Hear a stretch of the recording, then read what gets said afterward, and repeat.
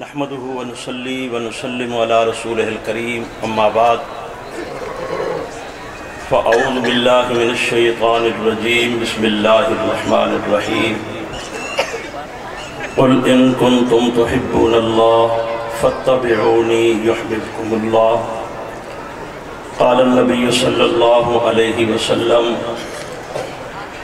اللہ اللہ فی اصحابی لا تتخذوهم من بعدی غرضا فمن احبهم فبحبی احبهم ومن ابغضهم فببغضی ابغضهم صدق اللہ مولانا العظیم وصدق رسولہ النبی الأمی الکریم ونحن على ذلك لمن الشاہدین والشاکرین والحمد للہ رب العالمین۔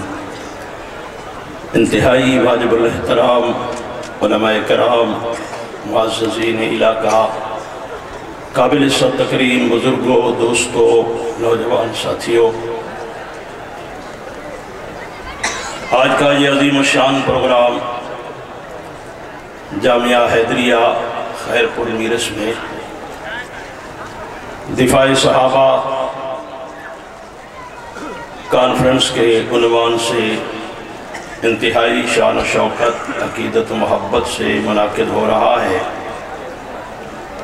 اور اس پروگرام کی خصوصیت یہ ہے جہاں ہم دفاع صحابہ کے عنوان سے قائدین کی زبان سے خوبصورت ملفوظات سماعت کر رہے ہیں، وہاں پر جامعہ میں سال بھر حدیث نبوی جو پڑھائی جاتی ہیں، یعنی اصح الکتب بعد کتاب اللہ، صحیح بخاری بھی تکمیل کو پہنچی، اور ہم نے وہ آخری حدیث شیخ الحدیث حضرت مولانا حبیب الرحمن درخواستی دامت برکاتہم العالیہ کی زبان سے سنی، اور جن بچوں نے قرآن کریم حفظ کیا ان کے سروں پر دستار سجائی گئی، اور تخصص والے علماء کرام کے سروں پر بھی دستار رکھی گئی۔ میں یہ کہنا ضروری سمجھتا ہوں کہ شعبان کے شروع میں یا آخر میں کئی سالوں سے دفاع صحابہ کانفرنس اس احاطہ میں اور اس پنڈال میں ہوتی ہے۔ امام اہل سنت حضرت مولانا علامہ علی شیر حیدری شہید رحمۃ اللہ علیہ نے اس کی بنیاد رکھی، اور حضرت نے اپنی زندگی کا وہ آخری مرحلہ جس کے 2-4 دن کے بعد دنیا چھوڑ کر چلے گئے، سندھ کو ہی نہیں بلکہ وطن عزیز پاکستان کو 2 عنوان دیے دفاع صحابہ کانفرنس کے حوالہ سے بھی اور جامعہ حیدریہ کے حوالہ سے بھی، کہ دفاع صحابہ بھی ہوتا رہے گا، اور دفاع صحابہ پر دلائل کی دنیا میں بات بھی یہاں ہوتی رہے گی۔ میں سمجھتا ہوں کہ یہ حضرت کے وجود کی برکت ہے، لیکن حضرت کے خون کی برکت یہ ہے کہ ہم سال میں 2 مرتبہ یہاں حاضر ہوتے ہیں، دفاع صحابہ کانفرنس میں بھی اور امام اہل سنت کانفرنس میں بھی۔ تو یہ حضرت کا دیا ہوا یہ ادارہ اور یہ پوری ترتیب، یقیناً آپ کا دل خوش ہوا ہے، اور آپ دل سے دعا دیں گے کہ یہ ادارہ اور حضرت کا مشن قیامت کی صبح تک قائم و دائم رہنا چاہیے۔ علامہ ثناء اللہ حیدری صاحب شکریہ ادا فرما رہے تھے، فلاں فلاں صاحب تشریف لائے۔ یقیناً میں کہتا ہوں کہ ہمیں شکریہ مولانا ثناء اللہ صاحب کا ادا کرنا چاہیے کہ وہ سال میں 2 مرتبہ ہمیں حضرت کی قبر اقدس پر آنے کی جو ترتیب بنا کر دیتے ہیں، ہم یہاں حاضری لگوا کر سرخرو ہو کر واپس جاتے ہیں۔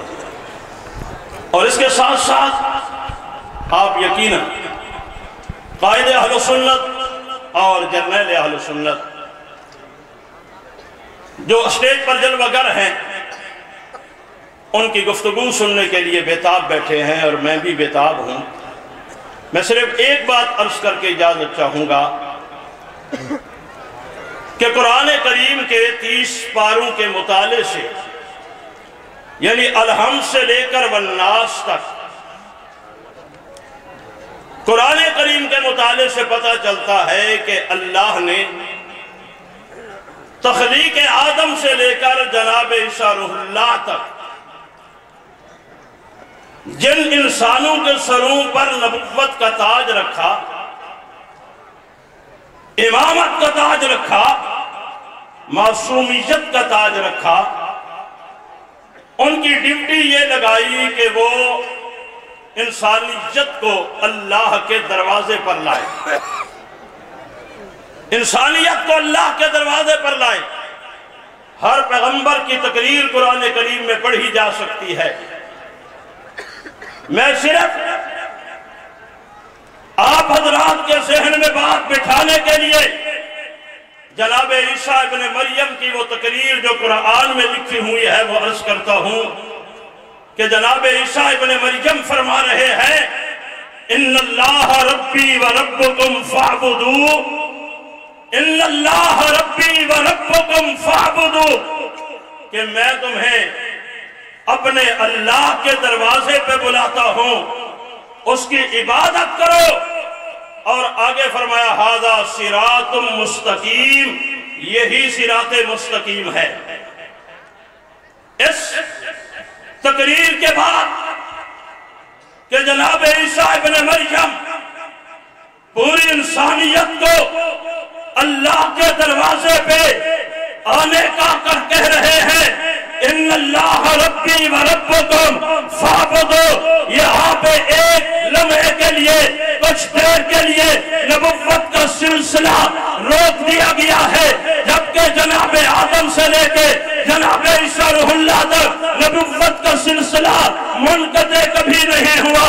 ایک ایک وقت میں 10 پیغمبر موجود رہے، ایک ایک وقت میں 4 5 10 نبی موجود رہے ہیں، لیکن جناب عیسیٰ ابن مریم کے بعد ایک مرتبہ اللہ نے اس سلسلے کو روک دیا ہے، اور جناب عیسیٰ ابن مریم نے ان اللہ ربی و ربکم فاعبدو ھذا صراط مستقیم کہہ کے پیغام فائنل کر دیا ہے، اور دنیا کو میسج دے دیا ہے کہ میں جس مقصد کے لیے آیا تھا وہ مقصد یہ ہے، ان اللہ ربی و ربکم فاعبدو ھذا صراط مستقیم۔ لیکن جاتے جاتے پیغمبر رسول ایک اور پیغام دے کے چلے گئے۔ وہ پیغام کیا ہے؟ کہا تمہیں خوشخبری بھی سناتا ہوں، میں جا رہا ہوں، لیکن میرا میسج یہ ہے، مبشرا برسول یاتی من بعد اسمہ احمد، میرے بعد وہ نبی آ رہا ہے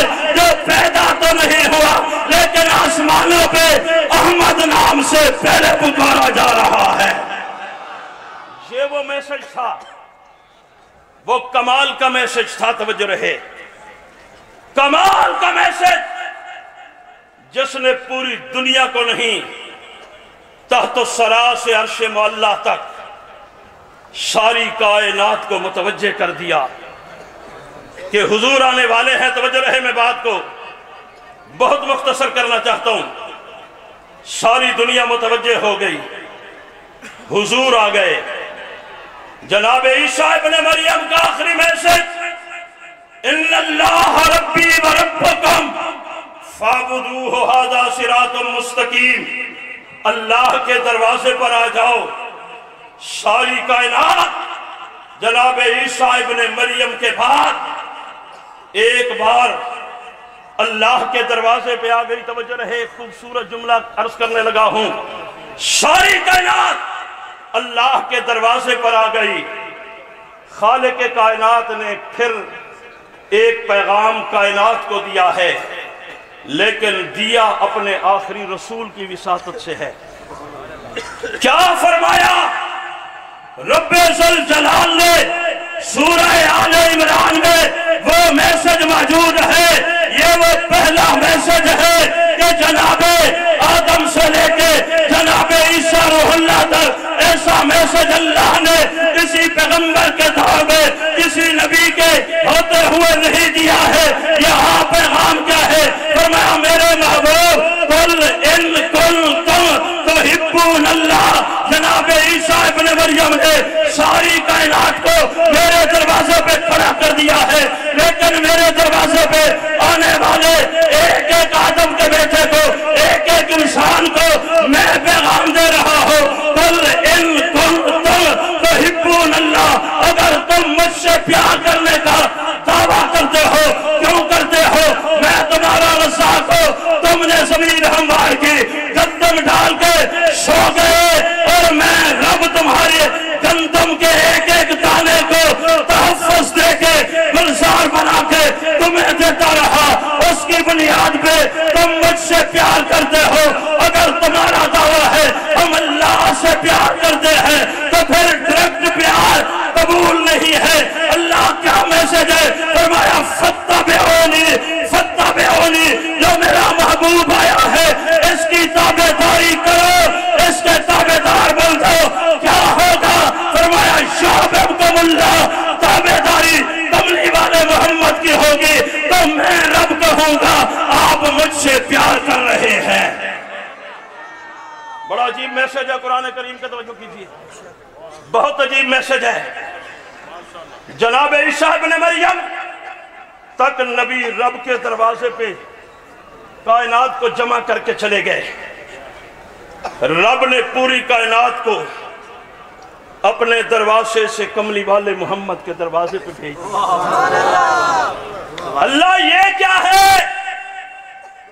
سارے پیغمبر، سارے نبی ان اللہ ربی و ربکم فاعبدوہ کہہ کے تیرے دروازے پہ جمع کرتے رہے، لیکن انسانیت کو تو نے کملی والے محمد کے دروازے پہ جمع کر کے انہیں یہ نہیں کہا کہ جاؤ اور محبت کا پتہ کرو، محبت کیسے کی جاتی ہے۔ وہاں لفظ آیا تابعداری کا، جاؤ میرے محبوب کی تابعداری کرو، تابعداری میرے محبوب کی ہوگی، اور میں رب کہوں گا کہ تم تابعداری تو اللہ کے محبوب کی کر رہے ہو، لیکن محبت میں اللہ سے کر رہے ہو۔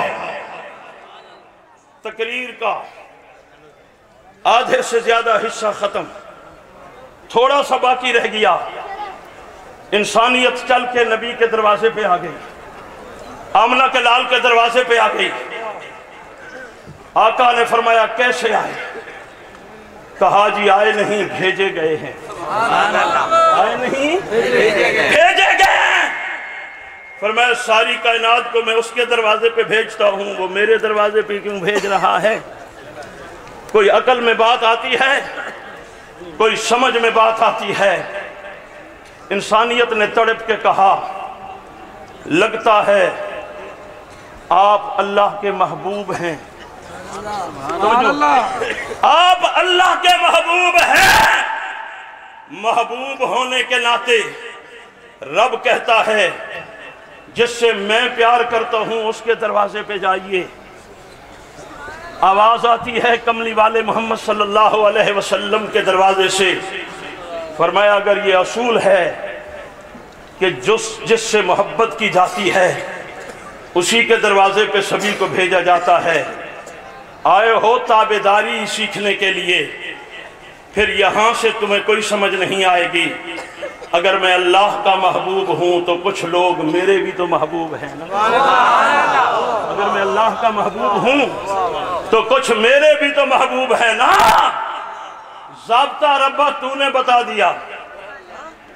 اب یہ شرک نہیں ہے کہ میں کسی اور کے دروازے پہ بھیجو، یہ محبت کی بات ہے۔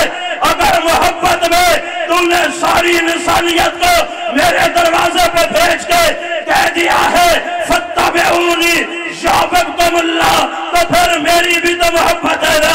میں اسی قاعدہ کلیہ کو مد نظر رکھ کے کہتا ہوں کہ اے لوگوں تم میرے دروازے پہ آئے، ڈائریکٹ تابعداری یہاں سے نہیں ملے گی۔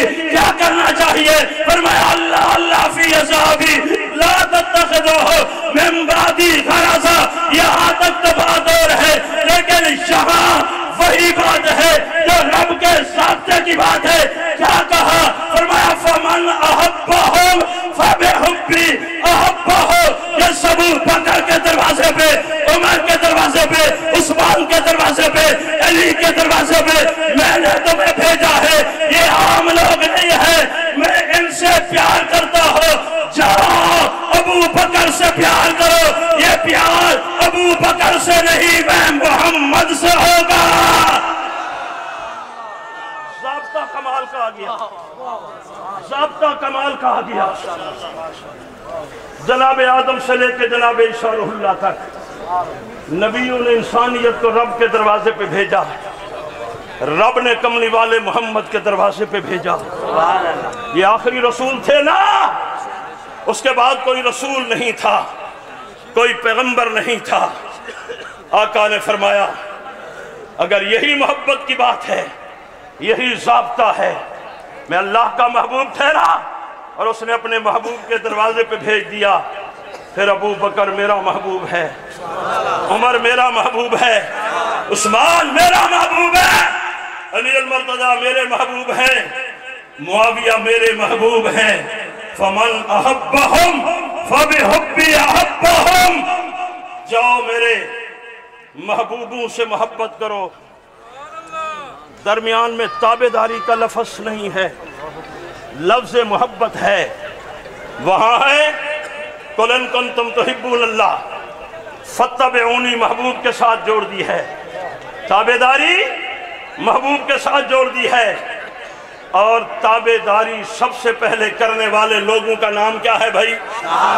جھوم کر بولیے، سب سے پہلے تابعدار لوگوں کا نام کیا ہے؟ جب چشم فلک نے دیکھا ان سے بڑا تابعدار اور محبت کرنے والا کوئی نہیں ہے، آقا نے فرمایا فمن احبہم فبحبی احبہم۔ پھر ضابطہ یہی ہے، ان سے پیار کرو، یہ میں محمد سے پیار ہوگا۔ بات یہاں پہ ختم نہیں ہوئی، خیر پور کے دوستو، بات یہاں پہ ختم نہیں ہوئی، آگے برجستہ فرما دیا محبت نہیں کرو گے نا، بغض ہی رکھو گے نا،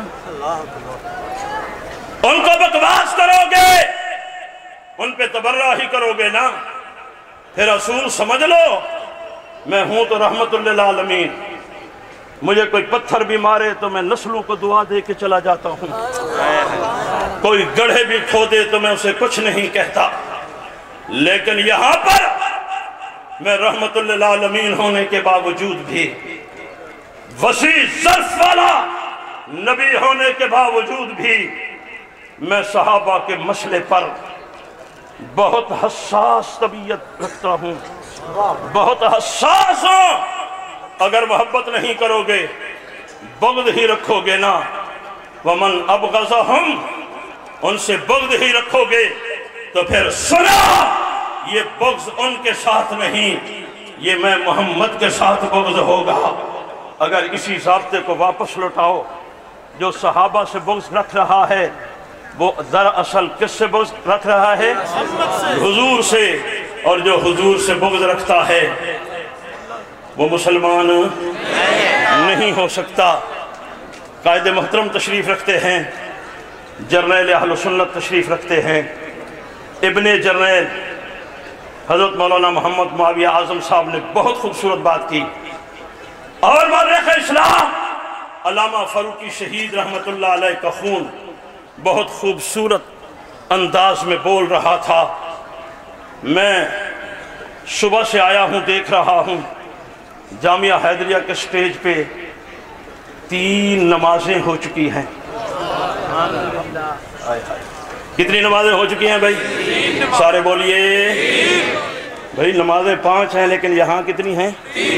کتنی ہو چکی ہیں؟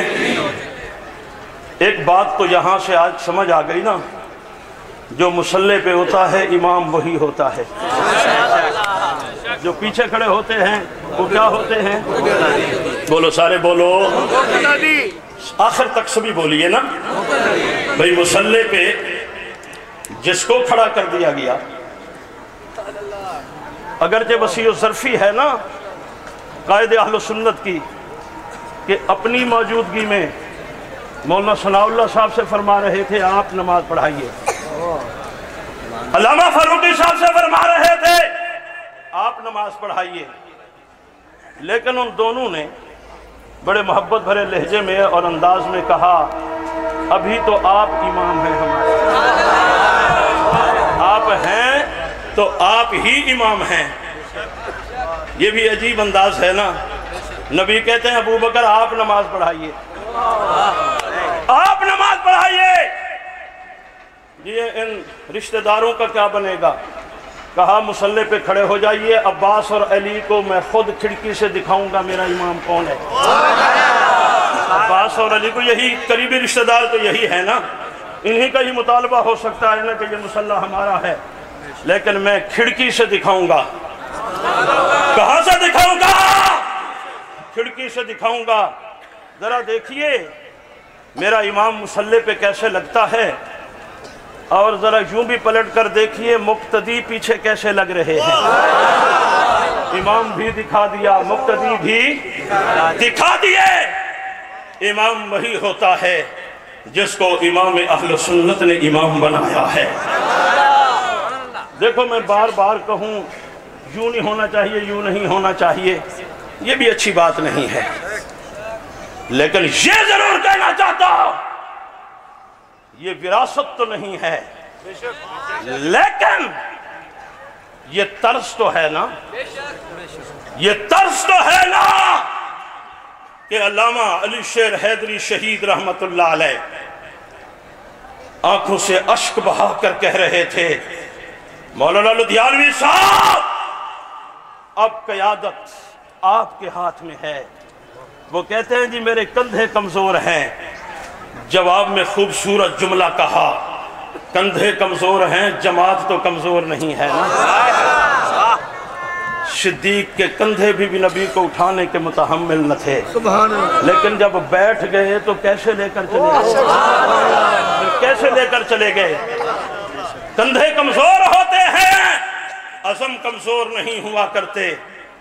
اگر آج ایک دبلے پتلے شخص جسے علامہ اورنگزیب فاروقی کہتے ہیں، میں خوشامدی جملے نہیں عرض کر رہا، میرے بھائی ہیں، ہم الحمدللہ جماعت میں ایک لمبا طویل عرصہ اکٹھے گزار چکے ہیں، نشیب و فراز ہوں یا اونچ نیچ ہو، عہدوں کا کوئی فرق ہو سکتا ہے، لیکن الحمدللہ میں فخر کے طور پر کہتا ہوں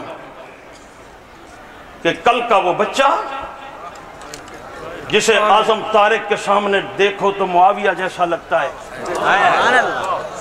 جائیے پرانی تصویریں دیکھیے، لیکن آج اللہ نے اس سے کام لیا ہے، اور وہ کام جیسے کہتے ہیں نا جادو وہ جو سر چڑھ کے بولے، کام وہی جو نظر آئے نا۔ اور قائد اہل سنت جنہیں اپنے بیٹے کا درجہ دیتے ہیں، مولانا جلالی نے بھی خوبصورت بات کی، میں بھی کہتا ہوں کبھی دائیں بائیں نہ دیکھا کرو، کبھی ادھر ادھر کی بات سوچی نہ کرو۔ اگر اتنا ہی سمجھ آ جائے کہ حق نواز کے مصلی پہ کوئی بزدل نہیں آ سکتا، حق نواز کے کاز اور مشن کی کوئی کمزور بندہ قیادت نہیں کر سکتا۔ آج اہل سنت کی قیادت، آج حق نواز کے مشن کی آبرو اور پہرے داری اللہ نے قائد اہل سنت اور جرنیل اہل سنت اور ان کی پوری ٹیم سے کروائی ہوئی ہے، اور الحمدللہ ہم اس پر فخر کرتے ہیں۔ آپ حضرات بھی اس تحریک، اس تنظیم اور اس تسلسل کے ساتھ انشاءاللہ پورے عزم کے ساتھ رہیں گے یا نہیں رہیں گے؟ ہاتھ فضا میں بلند کیجئے. یہ قائدین کے سامنے نہیں، علامہ حیدری شہید کے سامنے آپ کے ہاتھ بلند ہو گئے ہیں. آپ 1.5-2 مہینے کے بعد پھر آ کے ہاتھ لہرا کر کہہ رہے ہیں ہم تیرے مشن پہ سب کچھ قربان کرنے کے لیے تیار ہیں. علامہ عبدالجبار حیدری صاحب ہوں، مولانا عبداللہ سندھی صاحب ہوں، یا سندھ کی پوری ٹیم ہو. چلو میں ایک جملہ کہہ دیتا ہوں، محسوس نہ کرنا. لوگ تبدیلی کا نعرہ لگاتے ہیں، لیکن قائد اہل سنت نے یہاں تبدیلی عملی طور پر کر کے دکھا دی. تبدیلی ہے یا نہیں؟ ابھی بولو تو صحیح ہے. دیکھو تبدیلی ہے نا کہ پوری جماعت کے اندر حضرت نے قانون سازی کے لیے ایک راستہ ہموار کر دیا ہے، اور انشاءاللہ یہ قانون سازی ہونے والی ہے. آپ کے تبصرے ہر چیز یہ پیچھے رہ جائے گی انشاءاللہ. حق نواز شہید رحمت اللہ علیہ نے جو 1985 میں ایک دستور جس پہ 4-5 نکات لکھے تھے، اگر کبھی میسر آئیں تو پڑھنا ان نکات میں کیا بات تھی، اس کو سمجھیے، اسی کے اوپر محنت کیجئے. مین نکات وہی تھے کہ پاکستان کو ہم نے سنی اسٹیٹ قرار دلوانا ہے انشاءاللہ. اس کے لیے محنت ہونی چاہیے یا نہیں ہونی چاہیے؟ اور انشاءاللہ گستاخوں کے خلاف جو قانون بننے جا رہا ہے، جن مراحل سے گزر گیا، جو مشکل مراحل ہیں، اللہ حفاظت کے ساتھ ان سے بھی گزار دیں.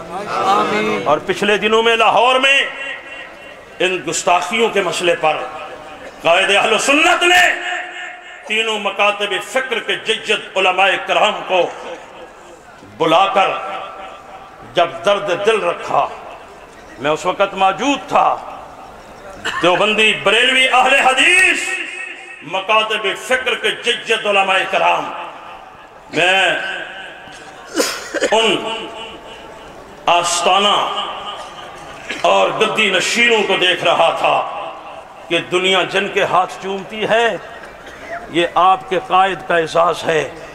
لاکھوں لوگ جن کے ہاتھ چومتے ہیں وہی پیر لدھیانوی صاحب کے ہاتھ چوم رہا تھا. مجھے بتائیے اور کیا چاہیے ہمیں؟ اور کیا چاہیے؟ یہ ان کا تقویٰ ہے، ان کی بزرگی ہے، ان کا خلوص ہے، مشن حق نواز پہ پہرے داری ہے. کسی دوست نے کہا جیلیں خالی ہو گئی، جیلیں خالی ہو گئی. بھئی دستور میں لکھا تو نہیں ہے کہ ہر صورت میں جیل بھرنی ہے. اگر یہ دستوری بات ہے تو سبھی آپ حضرات جیل جانے کے لیے تیار ہیں یا نہیں ہیں؟ میں نے اس بھائی سے پوچھا یہ نعرہ تجھے کس نے سنایا؟ یہ نعرہ تجھے کس نے سنایا؟ کہاں سے سنا؟ تو جیل میں تھا. ملاقات تو رشتہ داروں کی بمشکل ہوتی تھی. کہا کراچی کے ایک مرد کلندر نے اتنا خلوص سے لگایا ہے، اتنا خلوص سے لگایا ہے، اتنا خلوص سے لگایا ہے کہ جہاں جیلوں میں اپنی بیوی کی چٹ نہیں جا سکتی، خیریت کی چٹ نہیں جا سکتی، وہاں فاروقی کا دیا ہوا نعرہ با صحابہ پہنچ گیا.